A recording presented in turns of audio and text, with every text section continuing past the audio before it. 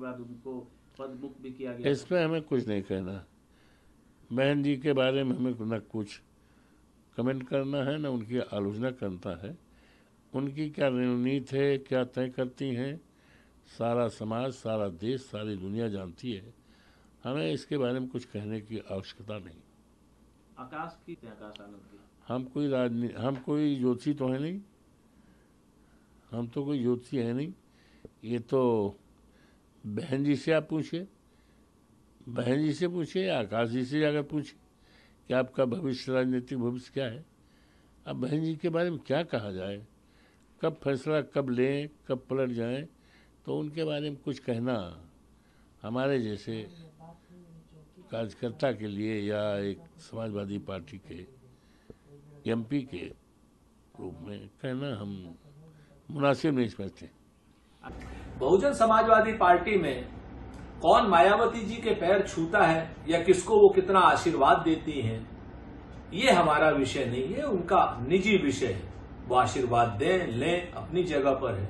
लेकिन बहुजन समाजवादी पार्टी बहुजन हित के लिए, दलित हितों के लिए क्या करती है, आरक्षण को बचाने के लिए वो कितना सड़क पर उतरती है और कितना भारतीय जनता पार्टी का विरोध करती है, ये पूछा जाना चाहिए।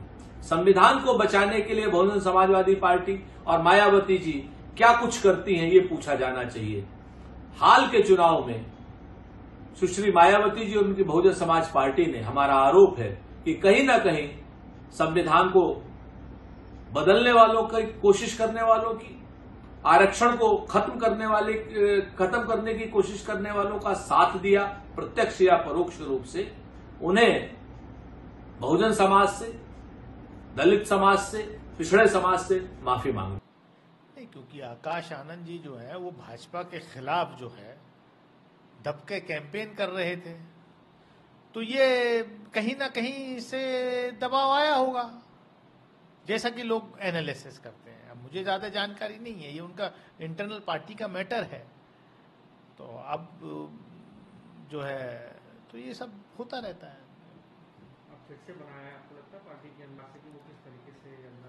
देखिए, मैं तो यही कहूँगा कि सबसे पहले जो नए सांसद सब चुनकर हैं उनको मेरी शुभकामनाएं, और सरकार से हम ये अपेक्षा करेंगे कि कम से कम जैसे पिछली लोकसभा में हुआ ऐसा रवैया, खैर अब चाह के भी वो नहीं वो रवैया अपना सकते, क्योंकि इस बार विपक्ष जो है वो नई ऊर्जा के साथ और नई बड़ी संख्या के साथ सदन में रहेगा। लेकिन हाँ, इस तरीके की घटनाएं, जिस तरीके की घटनाएं 17वीं लोकसभा के अंतिम सत्रों में हुई, खासतौर से अंतिम 2 सत्र, वो कलंक है, काला धब्बा है हमारे संसदीय लोकतांत्रिक प्रणाली पर। चाहे वो गाली गलौच हुई हो, जिस तरीके से भाजपा के एक सांसद ने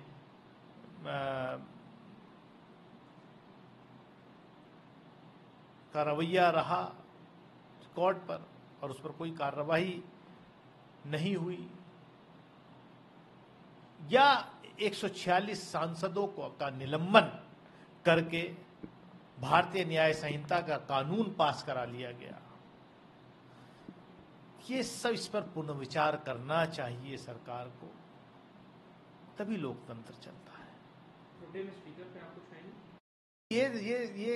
ये भारतीय जनता पार्टी की जो मानसिकता है, दलित विरोधी मानसिकता जो है ना, वीकर सेक्शन विरोधी मानसिकता, उसको दर्शाता है प्रोटेम स्पीकर का सिलेक्शन।